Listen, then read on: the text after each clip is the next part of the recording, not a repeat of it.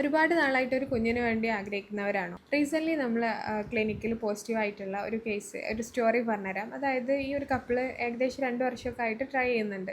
തുടക്കം മുതലേ അവർ ട്രൈ ചെയ്യുന്നുണ്ട്. ഡോക്ടറെ കൺസൾട്ട് ചെയ്തു. വൈഫ് മാത്രമാണ് തുടക്കത്തിൽ കൺസൾട്ട് ചെയ്തത്. അവരുടെ ടെസ്റ്റുകളെല്ലാം കഴിഞ്ഞു. അങ്ങനെ അവർക്ക് മെഡിസിൻസ് സ്റ്റാർട്ട് ചെയ്തു.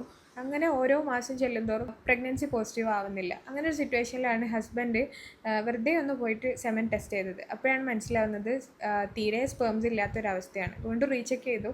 അപ്പോഴും ഇതേ ഒരു അവസ്ഥയായിരുന്നു. അത് സിവിയർ ഒലിഗോ അസ്റ്റെനോടൈറ്റോസോസ്പെർമിയ കേസായിരുന്നു. അങ്ങനെ ഒരു സിറ്റുവേഷനിലാണ് അവർ നമ്മളെ കോൺടാക്ട് ചെയ്യുന്നത്. നമ്മൾ ട്രീറ്റ്മെൻറ്റ് സ്റ്റാർട്ട് ചെയ്തു. 4 മാസങ്ങൾക്ക് ഇപ്പുറം ഇപ്പോൾ ആ ഒരു കേസ് പോസിറ്റീവാണ്. അപ്പോൾ ഇത്തരം കേസുകളിൽ ശ്രദ്ധിക്കേണ്ട എന്താണെന്ന് വെച്ചാൽ പലപ്പോഴും ട്രീറ്റ്മെൻറ്റ് സ്റ്റാർട്ട് ചെയ്യുക ഹസ്ബൻഡ് ഓക്കെ ആണ് എന്നുള്ളൊരു അസംഷനിൽ ട്രീറ്റ്മെൻറ്റ് സ്റ്റാർട്ട് ചെയ്യും. അങ്ങനെ വരുമ്പോൾ അവർക്ക് മിസ്സാവുന്നത് ശരിക്കും മാസങ്ങളോളാണ്. ഒരേ സമയം തന്നെ 2 പേർക്കും വേണ്ട ട്രീറ്റ്മെൻറ്റ്, അതേപോലെ ലൈഫ് സ്റ്റൈൽ മോഡിഫിക്കേഷൻസ് ഒക്കെ ചെയ്ത് അങ്ങനെ മുന്നോട്ട് പോവുകയാണെങ്കിൽ പെട്ടെന്ന് റിസൾട്ട് കിട്ടാൻ അത് നമ്മളെ ഹെൽപ്പ് ചെയ്യും.